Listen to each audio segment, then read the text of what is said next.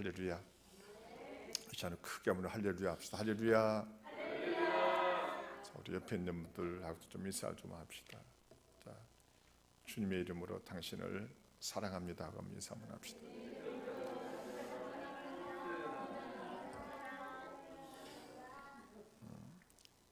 자, 이 자리에 있는 여러분들 주님께서 보고 계시고 또 주님께서 오늘 이 날을 주님은 기억하고 계실 줄로 믿습니다.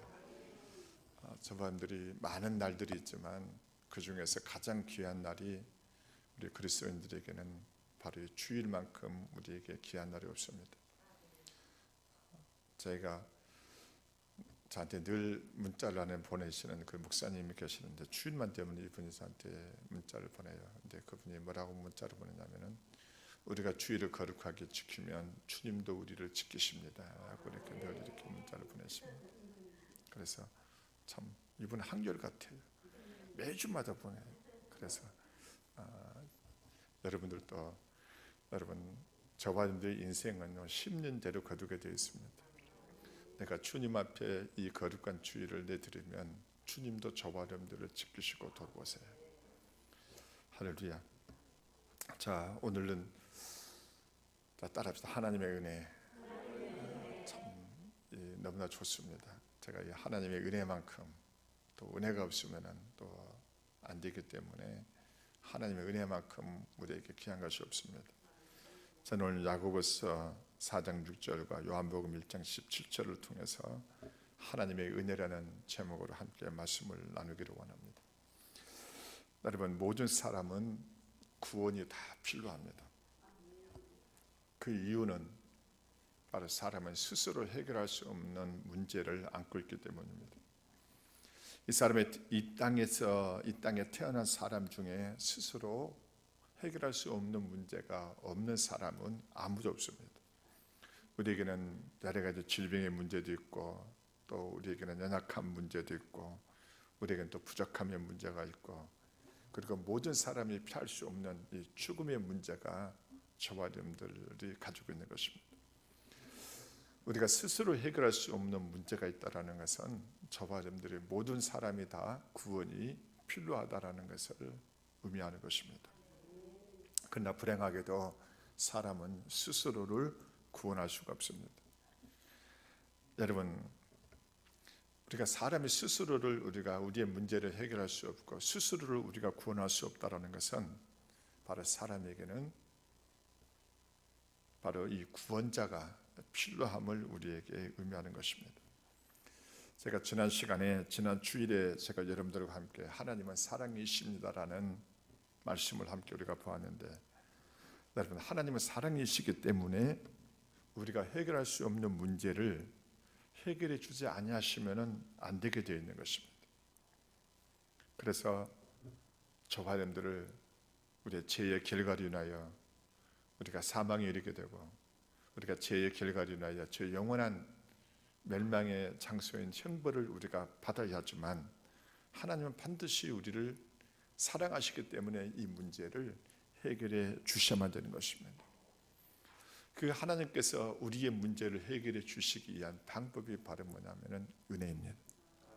그러므로 은혜는 하나님의 사랑이 구체적으로 우리에게 나타나는 것을 보고 은혜라고 말합니다. 다른 말로 말하면 하나님의 사랑이 우리에게 실질적으로 표현되는 것을 보고 은혜라고 하는 것입니다. 그러므로 이 땅에 하나님의 은혜가 필요치 않는 사람은 아무도 없습니다. 여러분, 사랑이 있고 은혜가 없다면 우리는 어떤 도움도 받을 수 없고 우리는 어떤 문제도 우리는 해결받을 수가 없습니다.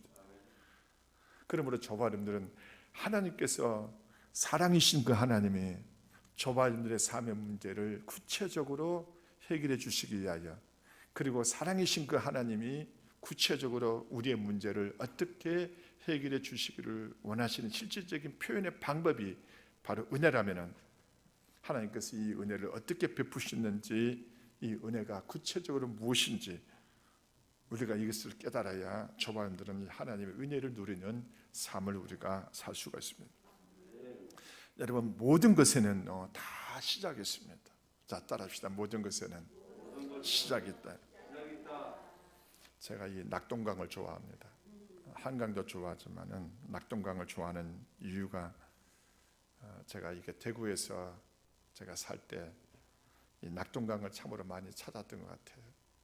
낙동강을 찾은 이유는 바로 낙동강이 6.25 전쟁 때 최후의 낙동강 전투가 있었는데 그 낙동강 전투를 참 대구에서 있을 때 그 낙동강 전투를 연구하기 위해서 낙동강을 많이 찾았습니다. 근데 여러분, 이 낙동강에 발원지가 있는데 낙동강 발원지가 바로 어디냐면 항지연못이라는 곳이 있습니다.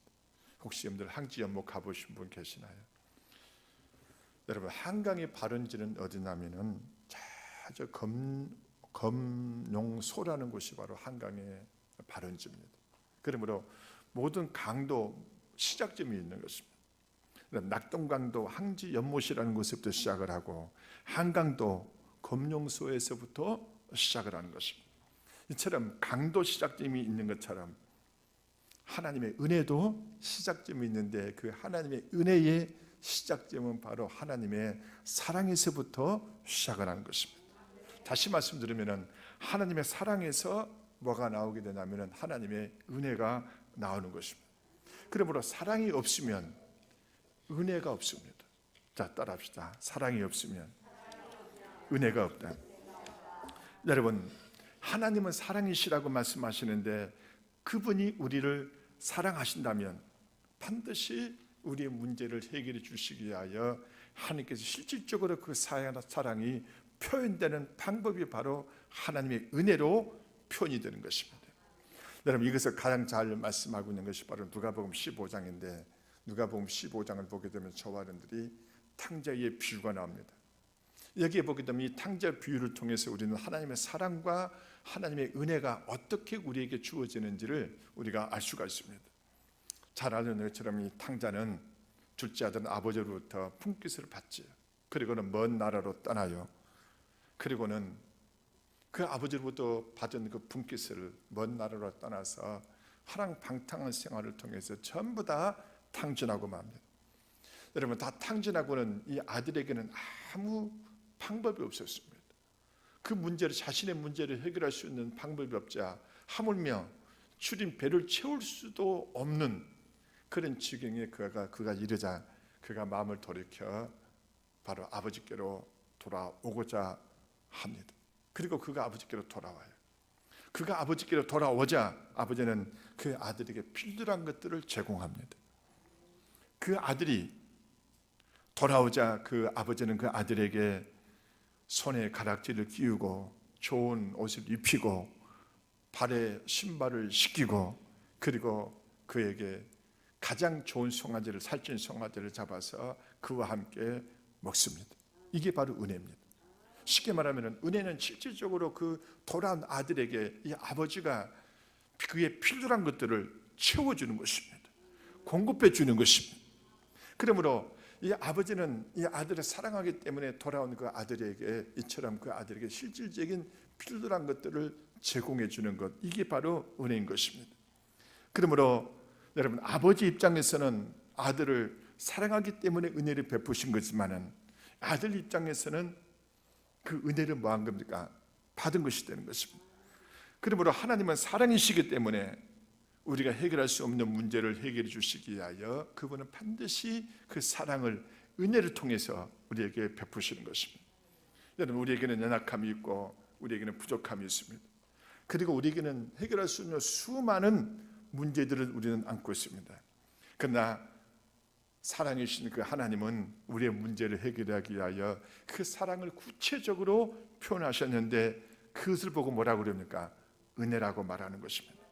그러므로 저와 여러분들은요, 하나님의 사랑을 의심하셔도 안 되지만 하나님께서 우리를 도우시기 위하여 그분이 은혜를 베푸셨다는 것도 저와 여러분들은 의심해서는 안 되는 것입니다.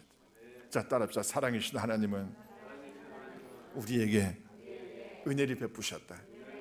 이것은 정말 저반들이 예수를 믿는 저반들은 이 사실을 깨닫고 저반들은 하나님은 사랑이실 뿐만 아니라 또한 그분은 그 사랑을 구체적으로 우리에게 표현하셨는데 그것이 우리에게 은혜로 표현이 되어졌다는 이 사실을 저반들은 의심하지 않는 여러분 되어주시길 바랍니다. 자, 그렇다면요, 하나님은 하나님은 사랑이신데 그 사랑을 은혜로 우리에게 표현하셨는데, 저와 여러분들에게는 죄로 인하여 신음하고 고통받고 저와 여러분들에게는 결국 사망에 이르게 되는 저와 여러분들을 그대로 내버려 두지 아니하시고 그분께서 우리의 문제를 해결해 주시기 위하여 그분은 우리에게 은혜를 베푸셨는데, 그 은혜가 어떻게 우리에게 주어졌는지 요한복음 1장 17절을 보게 되면 이렇게 말씀하세요. 율법은 모세로 말미암아 주어진 것이요 은혜와 진리는 예수 그리스도로 말미암아 온 것이라. 자, 따라합시다. 은혜와 진리는 예수 그리스도로 말미암아 온 것이라. 여러분, 이 말씀은 하나님께서 저와 여러분들에게 은혜를 베푸신 것이 예수 그리스도로 말미암아 저와 여러분들에게 은혜를 우리에게 주셨음을 우리에게 말씀하고 있는 것입니다. 은혜는요, 아무 대가가 없습니다. 값없이 주는 것입니다. 여러분, 우리가 길을 가다가 거지를 만났는데 그에게 많은 짤을 하나 건넸다고 합시다. 그러면서 그에게 제가 당신에게 만 원을 드릴 테니까 필요한 데 쓰십시오. 그러면서 어떤 사람이 만 원을 딱 주고는 가만 보니까는 만 원을 준 것이 아까워서 뒤돌아서서 여보시오, 내가 당신에게 만 원을 줬지만은 당신이 앞으로 형편이 나아지면 당신한테 만 원을 갚아야 됩니다. 여러분, 이렇게 말하면 이것은 은혜가 아닙니다. 그러나 그 사람이 만 원을 딱 건네고는 받을 생각도 하지 아니하고 아무 대가 없이 그 사람에게 만 원을 줬다면 그것은 뭡니까? 은혜인 것입니다. 이처럼 은혜는 아무 대가가 없는 것이 바로 은혜인 것입니다. 여러분, 부모가 자식에게 먹을 것도 주고 입을 것도 주고 또 그에게 필요한 것도 주고 이렇게 할 때 그에게 뭐 대가를 바라고 주나요? 얘야, 나는 너에게 먹을 걸 주고 입을 걸 주고 이렇게 하지만 너 다음에 다시 너가 어른이 되고 나면 반드시 너는 이 엄마한테 다 갚아야 된다, 아빠한테 갚아야 된다, 이렇게 말하지 않을 것입니다. 우리는 그 자녀를 사랑하기 때문에 아무 조건 없이 그 자녀들에게 베푸는 것입니다. 그래서 이것을 보고 은혜라고 말하는 것입니다. 그러므로 은혜는 전혀 대가가 없습니다. 여러분, 요한복음 3장 16절에 보게 되면 하나님이 세상을 이처럼 사랑하사 독생자를 주셨으니 라고 말씀합니다. 여러분, 하나님께서 우리 주 예수 그리스도를 우리를 구주로 예수님을 독생자를 저와 여러분들에게 주셨는데, 하나님께서 이 독생자신 예수님을 주신 것은 저와 여러분들에게 어떤 대가를 바라고 저와 여러분에게 주신 것이 전혀 아닌 것입니다. 그분은 아무 대가 없이 저와 여러분들에게 값없이 그분께서 우리에게 예수님을 독생자신 그분을 우리에게 주신 것입니다. 그러므로 이미 저와 여러분들에게는 이미 하나님께서는 저와 여러분들에게 모든 사람들에게 은혜를 다 뭐 하셨습니까? 다 베푸셨습니다. 쉽게 말하면 하나님의 아들이신 예수님을 이 세상에 보내주셨다는 것은 하나님께서는 인류의 문제를, 저와 여러분들의 문제를 해결해 주시기 위하여 하나님께서 이미 은혜를 베푸셨음을 우리에게 말씀하고 있는 것입니다.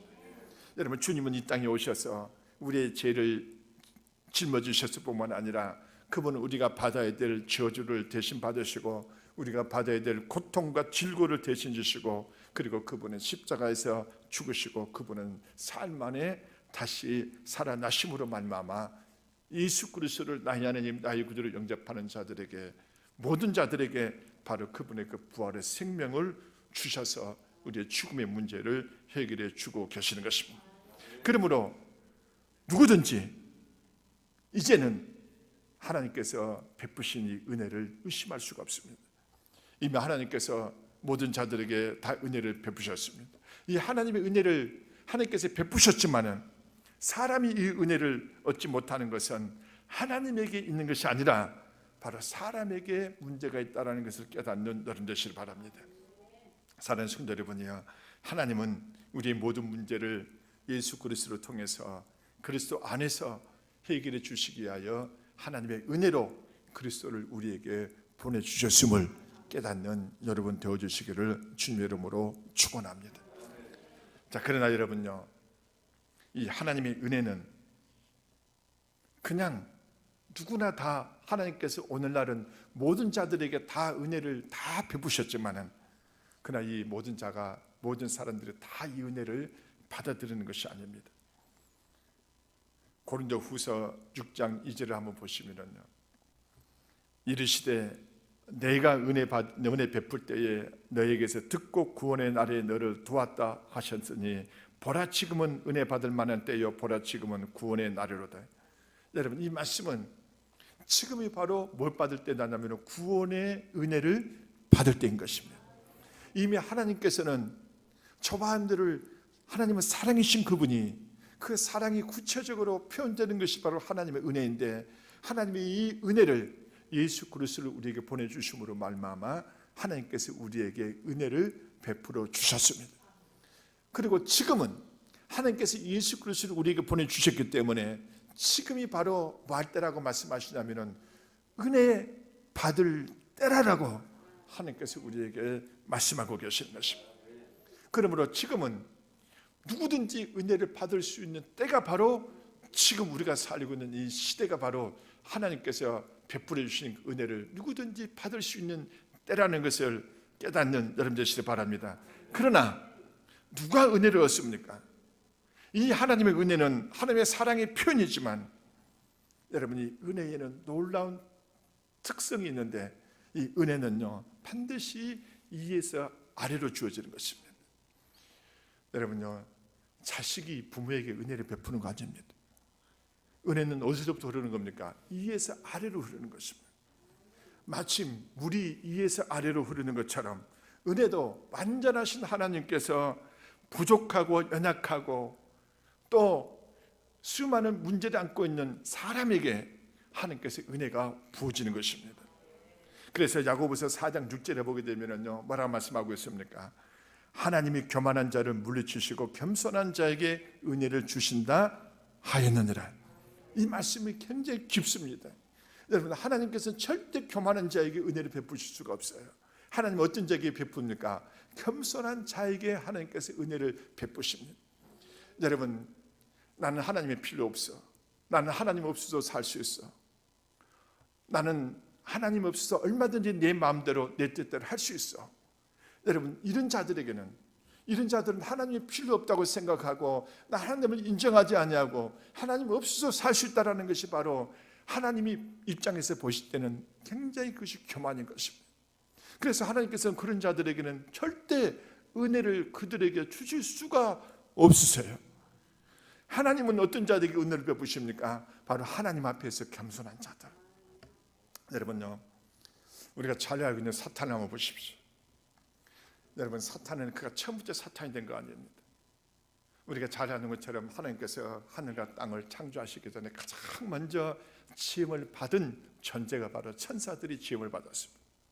그 천사들 중에서 가장 아름답고 또 능력이 많고, 그리고 하나님 가장 가까운 데서 하나님을 섬길 수 있도록 하나님께서 그 권한과 능력을 부여받은 천사장들이 있는데, 그 천사장들 중에서 최고의 우두머리가 바로 루시퍼인데, 이 루시퍼가 하나님 탐하는 이인자였었습니다.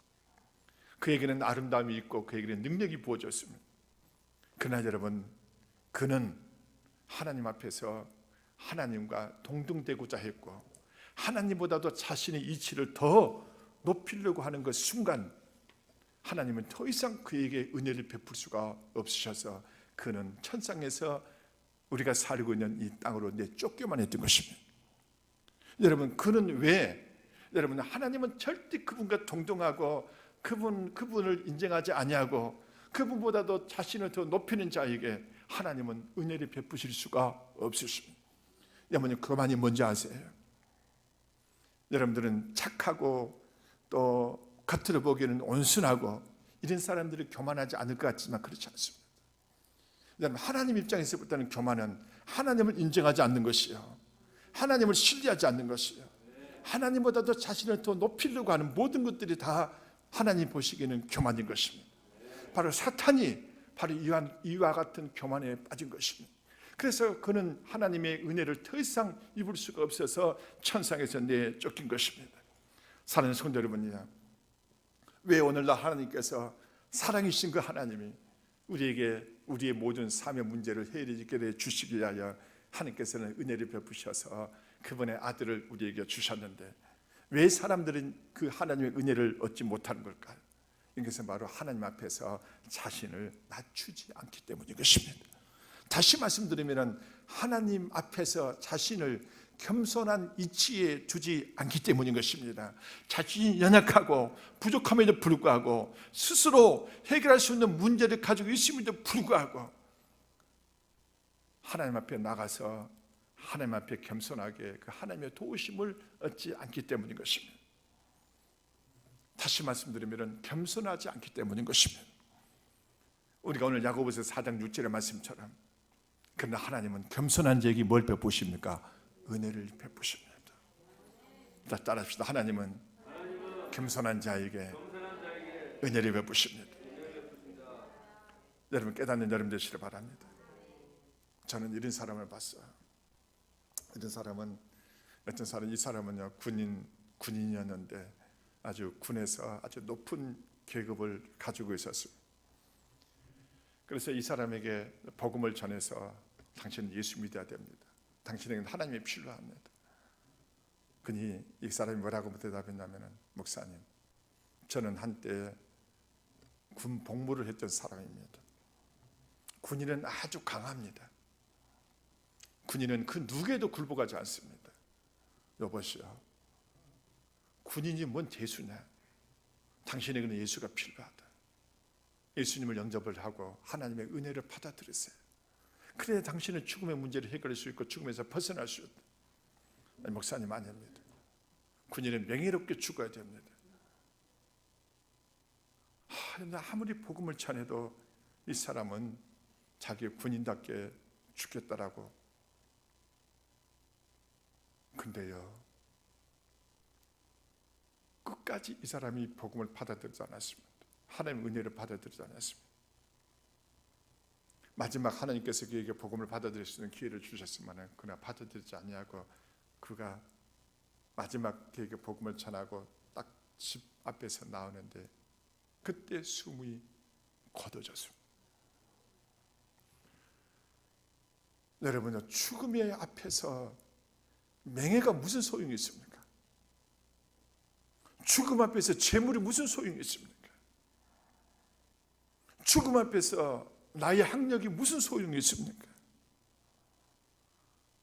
여러분, 그 앞에서 이분이 겸손했더라면, 나에게는 은혜가 필요합니다, 나는 이 문제에서 내게 해결할 수 없는 죽음의 문제 앞에서 하나님이 나를 도와주셔야 됩니다 하고 그분이 자신을 하나님 앞에서 낮췄다면, 이분은 하나님의 은혜를 받을 수가 있었을 것입니다.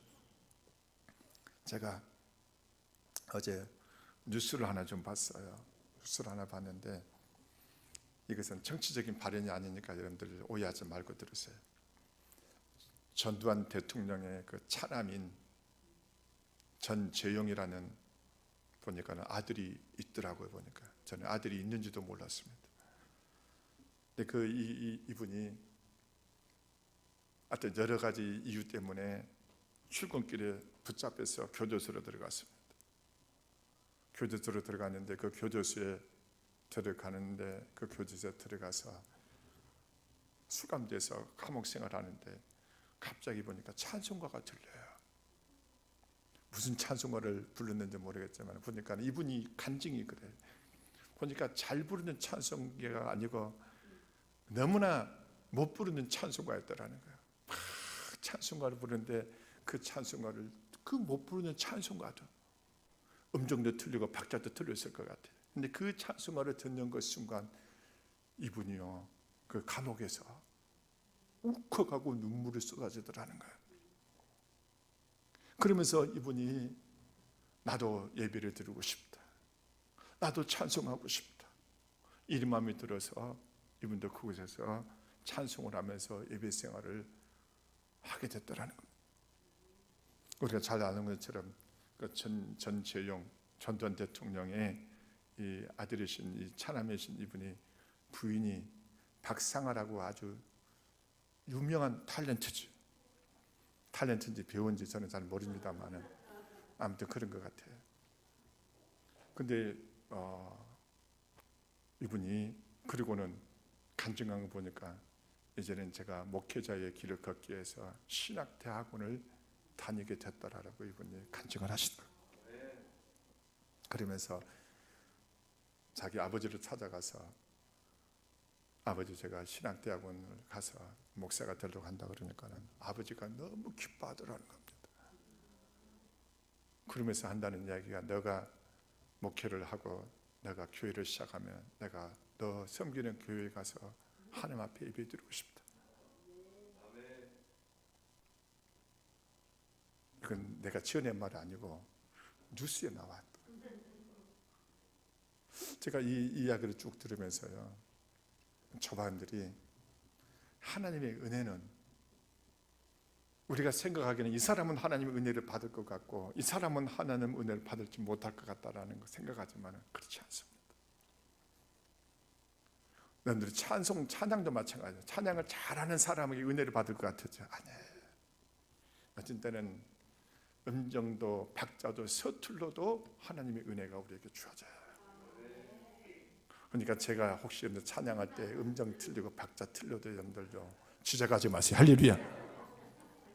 저는 우리 성도들이 찬양할 때 보면 지적하지 않아요. 저는 그냥 은혜로 들어요.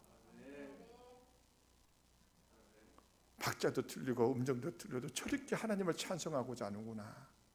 그 모습을 보고 저는 은혜를 받아요. 할렐루야. 근데 그 앞에서 저 사람은 박자도 틀리고 음정도 틀리고 이래서 잘못되고, 여러분 이놈은 은혜가 임하지 않습니다. 하나님 어떤 자에게 은혜를 주십니까? 따라합시다. 겸손한 자에게. 할렐루야. 여러분 사랑이신 하나님은 우리 모든 자들에게 다 은혜를 베푸셨어요. 이미 예수 그리스도를 통해서 우리에게 은혜가 주어진 것입니다. 이 땅에 어떤 사람이든지 그가 부자든지 가난하든지 지가 높든지 낮든지 지식이 많든 적든지 어린아이든지 노인이든지 모든 사람은 전부 다 하나님의 은혜가 다 필요합니다. 그러므로 우리는 하나님의 은혜를 얻고자 해야 되는 것입니다. 이 하나님의 은혜를 얻을 수 있는 유일한 비결이 바로 하나님 앞에 겸손하는 것입니다. 그래야 하나님의 은혜가 우리에게 임하는 것입니다. 사랑하는 성도 여러분이요, 하나님 앞에 나가서 자신의 연약함과 부족함을 고백하시고, 하나님 나에게는 당신이 필요합니다. 나는 당신의 은혜가 없으면 살아갈 수가 없습니다. 하나님 나에게 은혜를 베풀어 주시옵소서. 여러분 이 땅에 가장 하나님이 귀하게, 하나님께서 가장 소중하게 여기는 자는요, 이처럼 하나님 앞에 나가서 하나님의 도우심을 구하고자 하는 자들, 이런 자들을 하나님께서 가장 귀하게 여기십니다. 나는 하나님이 필요 없어. 나는 하나님이 없어도 살 수 있어.